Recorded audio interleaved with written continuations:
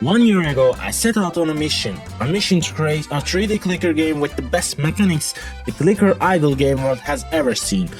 Well, fast forward to today, the game is almost done, but it has become so chaotic it's actually kind of fun. Weird, right? Stick around as I take you on a journey of how I accidentally created the most chaotic clicker game ever. Alright, so this all began when I realized that I was way too obsessed with the clicker games, and I mean, who hasn't lost hours to Cookie Clicker? But after a while, I realized that staring at 2D images, watching numbers go up, just wasn't cutting it for me. I was like, where's the action? Where are my thousands of portals in the real-time 3D space? Spoiler alert, turns out that's a nightmare to optimize. But did I care? Yeah, I just wanted to make a 3D clicker game. Now, I knew there would be some challenges I would have to deal with, ridiculously big numbers eventually, but I figured out future me could handle that problem, so I was just focused on the fun stuff, so I dove right in. My first attempt? Oh boy, it was something. You had to spawn this sphere, and when you hit it with a good old smack to that, you would make money. Money you could use to buy items that would do things in 3D space. Sounds cool on paper, right? I thought so. My idea was that more items you bought, the more cash you would create, which obviously meant more fun. Then, working on another project, you know how it goes, I had this genius idea. Instead of a single source of money, why not have, wait for it, hundreds of enemies that drop money when they die? Boom, that was genius. So I added enemies, make them bouncy too, because why not? Threw in some death effects and suddenly you're just bouncing enemies around, collecting gold every time one bites the dust. It's classic, right? And to spice things up, I made it so you could improve the enemies, which sounds crazy, but hear me out. Make them stronger, then absolutely annihilate them for even more money. See where I'm going with this? Wait, it gets better. I gave the items you buy this cool glow or special effects so they actually pop up on the screen. I threw in a skeleton spawner because more skeletons make everything better, and I started building rules for how would they spawn. But, quick side note, skeletons, they looked so boring when they were all just the same, so I gave them random sizes and colors because a raining move of skeletons is somehow way more entertaining. Oh, and health bars, of course. You can't kill what you can see dying, right? After all of that, I realized my game was too quiet. So I had all of this chaos on the screen, but no sound. I mean, there's this famous quote: players feel the game's world through the sounds they hear. Some guy said that, I don't know, he's probably Japanese or something like that. Whatever. Either way, I knew I needed some sound effects. So I threw in some basic sounds. And yeah, let me tell you something. Sound effects makes everything different. Game-changing difference. At this point, the prototyping phase was basically done. And let me tell you, I had no idea what I was doing.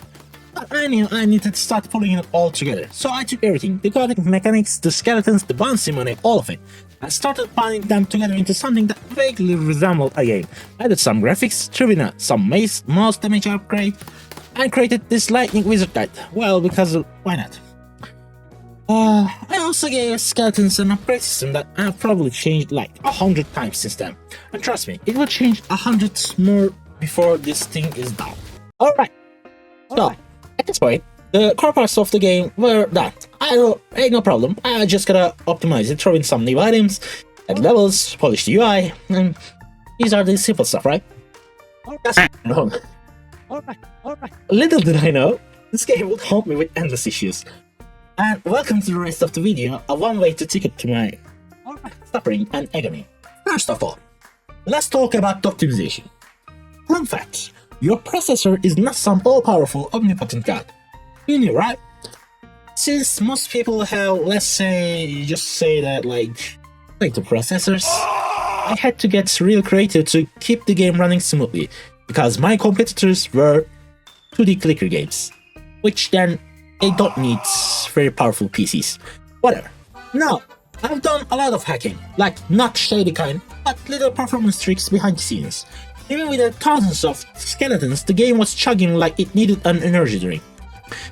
But after countless late nights and a mild caffeine addiction, I got it to handle 10,000 skeletons like it was nothing. Wanna know how?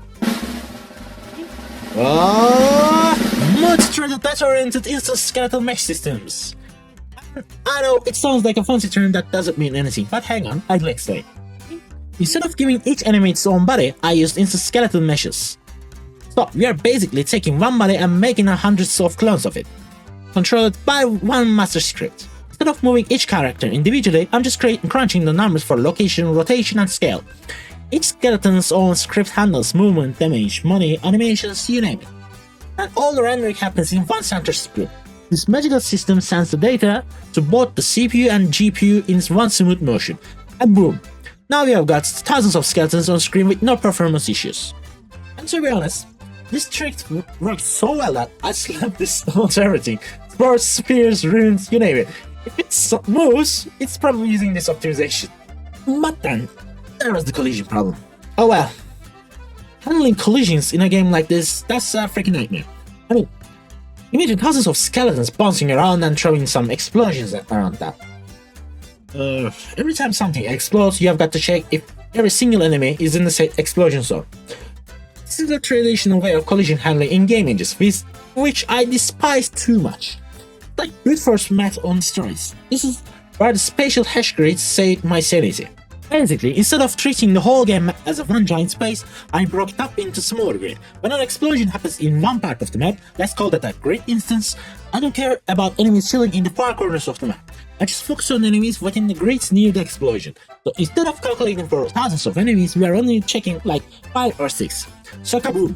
Instant performance boost. In theory, this saves us a ridiculous amount of processing power and keeps the CPU from having a meltdown. Now, one of the biggest headaches for me was dealing with those ridiculous numbers you see on the screen.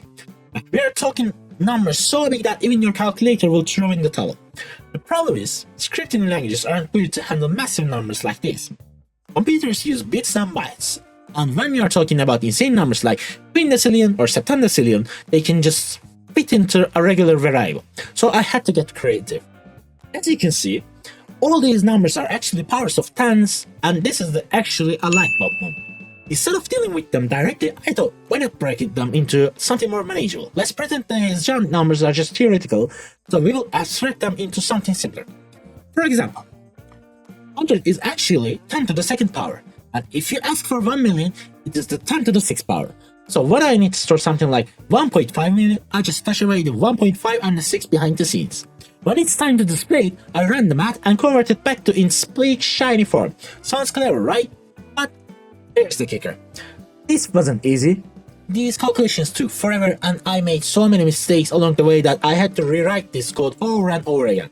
But hey, in the end, I got it working, and it turned out pretty great if I will say to myself. Alright, so let's talk about the user interface and level design. Two areas where I embraced the good old trial and error method. And let me tell you, there were a lot of errors. This part was a real pain in the pixels. But hey, it wasn't impossible to handle. Most of my headaches came from optimizing the levels. I had to design a bunch of them that didn't look like total trash, didn't mess with the gameplay, and still ran smoothly on a potato-powered graphics card. I'm talking about you, 150 Ti. So yeah, it took a lot of time to make these levels, especially because I didn't really know what I was doing when it came to actual design, like at all. On top of that, I threw in a shader system and some post-processing effects to make things look, well, I don't know if they look good or bad. Honestly, I'm just winging it here. I don't have anyone to give me feedback, so maybe you can be the judge. What do you think? Are these visuals doing it for you? By the way, if you have got any thoughts or ideas, drop a comment below. I would love to hear your feedback. Oh, and while you are at it, don't forget to like the video and hit that subscribe button. Seriously, it would help a lot. There are also some pretty important jokes in the game. For those who want to take a little break from the true love of war and money, I slipped in a few pieces of short jokes. Don't ask me where I got the inspiration from this idea. Okay, I'm just gonna read some of them to you. Okay, The kingdom shall reward you handsomely for your efforts. Also, you're running low on brooms to sweep up all the bombs to bring you home. Your skeleton smashing is now considered as national sport. Unfortunately, the nobles are already complaining about the lack of snacks in the stands. Okay. And my favorite one is, The Royal Treasury acknowledges your hero deeds, but the tax collectors are not specially interested in your earnings. Okay, I'm just reading. Okay. The Royal Treasury acknowledges your heroic deeds, but the tax collectors are now suspiciously interested in your earnings. What the fuck is this show? Alright, the game is still in development and it's missing quite a few things. But I would say this, despite all the headaches and sleepless nights, I still think it's shaping up pretty good clicker game. It's scotty, it's fun, and it delivers exactly what you would expect from a clicker game. Mindless distraction and ridiculous numbers. Even still, when we look into gameplay, I could say we have a good gameplay mechanics already. You can watch hundreds of enemies dying to a bunch of weapons that you bought. Well, also you can watch whole guns rains onto you. Well, that's it. Thanks for watching, and I will catch up to you in my next update video. So, peace.